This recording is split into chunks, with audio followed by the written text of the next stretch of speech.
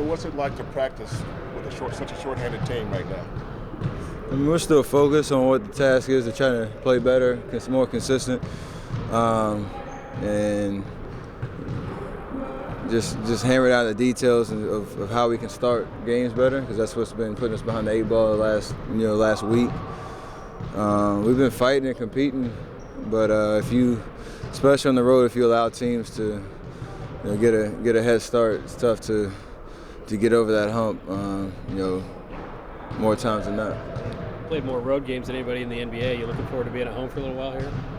Yeah, for 2 games and back on the road. Yeah, 7-gamer down the end of the month. I mean, the schedule is what it is. Everybody's gonna play the same amount of road and home games, so you just got to keep weathering the storm. And obviously with our injuries, so we're all right now. I mean, I feel like we let a couple of games go, but to be 12-10 and have a quote-unquote a favorable schedule with home games coming up, we can't let that just work for itself. We have to actually turn the tide of how we were playing, but we like to do that at home instead of the road. But how hard is it to get in the kind of practice you want to get in when you have so many guys that are down? We still get our work in. There's ways of getting your work in, but you have to be mindful of the fact that you got 2 games coming up against 2 good teams. We want to be healthy and whole. So you figure it out. Mm-hmm. You've said all along that you guys are about defense. When you have a short team and a short bench, realize that sometimes that's probably the first part of the bridge that falls a little bit is the defensive end. Do you have to keep preaching that, or is that something the players have to understand, or how do you keep stressing that when guys get fatigued? Well, we understand that if we want to win ball games and be the type of team that we talk about being, it starts on the defensive end, and there's no excuse.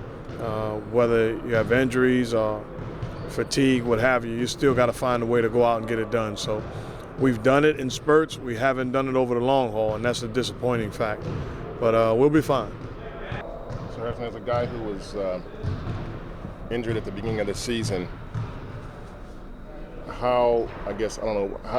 it's frustrating. How is it to realize that your team is so short now, guys that can't go, that you really need out there to be the team you can be? How hard is that to deal with?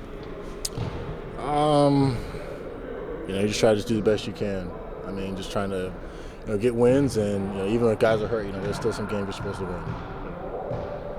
When you look at yesterday's game, it looked like there were some defensive breakdowns. I mean, my thought is that sometimes when a team is short, the guys get fatigued, defense is usually what suffers.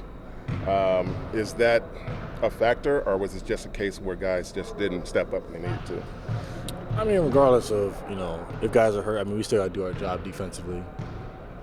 Defensive breakdowns, they were just, the ones that we had were just unacceptable. Guys getting backdoor, just lack of effort plays, that's just type of stuff that, if you're healthy or hurt, it's just not acceptable. Shouldn't be happening. What about Draymond? How's he doing? Do you think he's going to rebound from his injury, or how did it look to you? Is he doing better, or what do you think? Mm-hmm. Yeah, I know he was trying it out today, seeing how it was, and obviously tomorrow's game time decision. So he's a tough guy, so he'll be able to play through it if he can. What about Draymond? The injury to him? How does that affect the team? He's been a huge X factor for us, being able to come off the bench, play defense, hit big shots for us. Hopefully he's not out too long. I know how those ankles are, so we want him to be patient and make sure he's healthy, because we need him at 100% for the big picture. But it's just tough. The last time you guys played these guys, I recall it was sort of an up and down game, maybe a little sloppy, but you fought and scrapped, and kind of a vintage effort, but not necessarily a great game for the Warriors. Do you kind of look at that and say, look, we need to clean up those loose ends? I know you've talked about it before, but no, that game is kind of resembles most of our games, even the Toronto game we won, where we just didn't start off the game well, and they had a double-digit lead in the first quarter, allowing teams to score pretty easily in the first quarter and get their confidence going. It's tough to shut that down with talented players in the NBA. So if we can hold their percentage down early in the game and make them take and make tough shots, we feel like we'll be in a better position than we were down in Dallas. How big is he coming off the bench for this team? He contributes a lot, gets quality minutes, and really, the defensive side as well. I mean, Draymond's huge for us. I mean, he's a guy that can go guard 1 through 4, and not only does he help us defensively, but he's a voice in the locker room as well. Seems like this team is doing a lot of rebounding, coming off things where maybe it spans out over a couple of games, maybe half a game or a quarter in a game, or maybe a letdown, and all of a sudden a surge. Is that just a sign of a team that's still kind of finding its way together, or can you break that down a little bit in your mind? Well, we're not a team that's just getting started. Obviously, I mean, we've played more than 20 games, not including the preseason. So, this is just something that we have to go through. We have to get better as a team, and you can't just say, we're still getting the chemistry together because, before you know it, it's going to be 50 games, and, you still can't be worried about the same things. There's kind of a competition in the offseason between you and Thompson as far as who was getting that last starting spot. Now that you both have been starting, do you expect to go back to the bench after Iguodala gets healthy? Have you talked to Coach at all about that? I just want to make it back to the top 8. If we can do that in the West, it's my biggest concern, as opposed to starting to come off the bench. Has the amount of travel that you've done put a drain on this team at all, worn them out at all on the court? No. I mean, you got to ask those guys that, but there's no excuse. It's the same amount of travel as everybody else. This is a schedule, and it's the one that was handed to us, and we got to find ways to play the way we're capable of playing and do the job we're expected to do. We've fallen short in our mindset and in our eyesight, but at the same time, we feel real good about where we're headed. We're going to be fine.